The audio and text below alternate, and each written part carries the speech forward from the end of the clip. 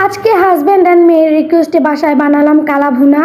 একদম ঘরোয়া পদ্ধতিতে গরুর মাংসের কালা ভুনা ভাবলাম আপনাদের সাথে রেসিপিটা শেয়ার করি। আপনারা অনেকেই আমার রান্না পছন্দ করেন অ্যান্ড কমেন্ট করেন আপু এই রেসিপিটা দাও, তো সো ভাবলাম যে আজকের রেসিপিটাও আপনাদের সাথে শেয়ার। তো আমার অনেক ভিউয়ার্স আপুরা আছে যারা হচ্ছে একদমই নতুন গৃহিণী, রান্না বান্না হচ্ছে পারে বাট অতটা হচ্ছে ভয় পায় রান্না বান্না করতে, আর কালা ভুনার ব্যাপারেও হচ্ছে একটু ভীতু আছে। তো তারা হচ্ছে আজকের আমার এই সহজ রেসিপিটা দেখলে একদমই সহজে বাসায় বানিয়ে ফেলতে পারবেন, কোনো ভয় না করে একদম মজাদার গরুর মাংসের কালা ভুনাটা বানিয়ে ফেলতে পারবা বাসায়। তো আমি আজকে কালা ভুনা বানানোর জন্য এখানে হচ্ছে আমি 1 কেজি পরিমাপ হচ্ছে কাউ বিফ মানে গরুর মাংস নিয়েছিলাম। দেন ফার্স্টে আমি মাংসটা ধুয়ে রেখে দিয়েছিলাম সাইডে পানি ঝরানোর জন্য, আর হচ্ছে আমি পাশাপাশি বেরেস্তা করে নিয়েছিলাম। একটা কড়াইতে বেরেস্তাটা দিলে হচ্ছে মাংসের গ্রেভিটা খুব সুন্দর হয় অ্যান্ড হচ্ছে মাংসের ফ্লেভারটাও খুব ভালো আসে। তো এখানে তো আমি বেরেস্তাটা ভেজে উঠিয়ে নিয়েছিলাম। তো এরপরে হচ্ছে মাংসতে ফার্স্টে আমি একটু আদা রসুন বাটা দিয়েছিলাম। এখানে কোনো মশলা অ্যাড করব না, আমি হচ্ছে রাঁধুনি রেডিমিক্স মশলাটা দিয়ে যেহেতু রান্না করব, তো এক্সট্রা কোনো মশলা বা কোনো গরম মশলা থেকে শুরু করে হলুদ মরিচ কিছুই দিতে হবে না, সব কিছুই হচ্ছে প্যাকেটের মধ্যে আছে, খুব সহজে খুব তাড়াতাড়ি রান্না করা যাবে। তো দেন একটু পেঁয়াজ কুচি অ্যান্ড হচ্ছে আমি রেডিমিক্স মশলাটা দিয়ে একটু লবণ দিয়ে সুন্দরভাবে নেড়েচেড়ে হাত দিয়ে হচ্ছে মেখে নিচ্ছিলাম খুব সুন্দরভাবে।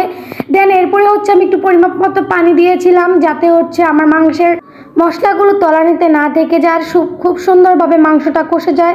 আর দেন দেখতে পাচ্ছেন মাংসটা কষানো মানে মাখার পরেই যে এতটা সুন্দর মানে কালার এসেছিলো না, যা মনে চাচ্ছে যে কাঁচাই খেয়ে ফেলা যাবে। যাই হোক কাঁচা তো আর খেতে পারবো না, এতে হচ্ছে পেটের সমস্যা হবে। দেন আমি চুলায় উঠিয়ে দিলাম। আর হ্যাঁ, এখানে হচ্ছে আমি বেরেস্তা অ্যাড করব, যেটা হচ্ছে আমি মাখার সময় মানে যখন মাংসটা মেখেছিলাম তখন হচ্ছে আমি অ্যাড করতে ভুলে গিয়েছিলাম, কারণ আমি বেরেস্তাটা আরেক জায়গায় রেখেছিলাম একটু ঠান্ডা হওয়ায় মুচমুচে হওয়ার জন্য। তো এরপরে তো হচ্ছে আমি যখন কষাইতেছিলাম আমার মনে পড়েছে সঙ্গে সঙ্গে আমি বেরেস্তাটাতে দিয়েছিলাম। দেন এরপরে হচ্ছে আমি 2টো কাঁচামরিচ দিয়ে সুন্দরভাবে নেড়ে চেড়ে নিচ্ছিলাম যাতে করে হচ্ছে আমার মাংসটা লেগে না যায়। মাংসটা সিদ্ধ হওয়ার জন্য অল্প একটু পানি দিতে হবে, যেটা হচ্ছে আমি চুলাতে একটু গরম পানি করে দিয়েছিলাম, কারণ ঠান্ডা পানি দিলে হচ্ছে আমার কাছে মনে হয় স্বাদের হেরফের হয়ে যায়। তো এই জন্য হচ্ছে আমি একটু গরম পানি অ্যাড করেছিলাম যাতে করে হচ্ছে আমার মাংসটা খুব সুন্দরভাবে সিদ্ধ হয়ে যায়। যে যার পরিমাপ মতো মাংসতে পানি দিবেন, মানে খুব অল্প অল্প আছে জাল দিয়ে হচ্ছে অল্প অল্প করে পানি দিতে হবে, সেটাও গরম পানি দিলে খুব সুন্দর হয়। দেন আমার হচ্ছে মাংসটা খুব সুন্দরভাবে কষানোর পরে আমি হচ্ছে রেডিমিক্স মশলায় 2টা প্যাকেট থাকে, তার মধ্যে হচ্ছে আরেকটা প্যাকেট যে ছোটো প্যাকেটটা ছিল সেটার থেকে হচ্ছে অর্ধেক মশলা দিয়েছি। যেহেতু আমি 1 কেজি মাংস নিয়েছি, এখানে হচ্ছে 2 কেজি মাংসের কোয়ান্টিটির মশলা ছিল। তো আমি যেহেতু 1 কেজি মাংস রান্না করেছি সেই জন্য হচ্ছে আমি এখানে অর্ধেক ইউজ করেছি। আর তাতে মাশাল্লাহ মাশাল্লাহ দেখুন কত সুন্দর কালার এসে গেছিলো। তো যাই হোক কালা ভুনাটার রেসিপিটা খুবই সিম্পল, মানে বাসায় যখন মন চায় তখনই এরকম একটা রেডিমিক্স মশলা থাকলে বাসায় খুব সহজেই কালা ভুনা বানানো যাবে, আর দূরে দূরে কোথাও খেতে যেতে হবে না। আমার হাজব্যান্ড তো বলতেছিল আমাকে যে বাইরে যত কালা ভুনা খেয়েছি তার থেকে হচ্ছে এটা সবচেয়ে বেশি মজার ছিল আজকে রান্না কালা ভুনাটা। আমার লাইফে কালা ভুনার মধ্যে সবচেয়ে বেশি মজা ছিল। এই তো দেন হচ্ছে রান্না বান্না শেষ, আমরা খেতে চলে আসলাম। ফেভারিট কালা ভুনা আর কি তোমাদের সবারই ফেভারিট, এভাবে বাসায় রান্না করে দেখবা ইনশাল্লাহ খুবই খুবই মজা হবে।